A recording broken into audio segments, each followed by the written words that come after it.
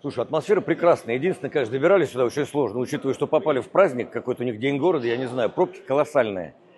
И ехали, рисовал 30 минут, ехали 2 часа. Ну, на самом деле, атмосфера прекрасная. Единственное, я не понимаю, почему такой маленький зал. Потому что в прошлый раз было 30 с лишним тысяч, и то был ажиотаж и полный аншлаг.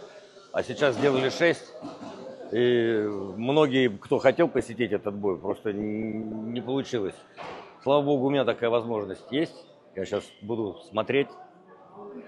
Оба, прекрасно, когда, знаешь, оба российские боксера на таком высоком уровне выходят за титул, и еще и реванш. Я болею за Диму. Мы знакомы уже много лет, поэтому я буду топить за него.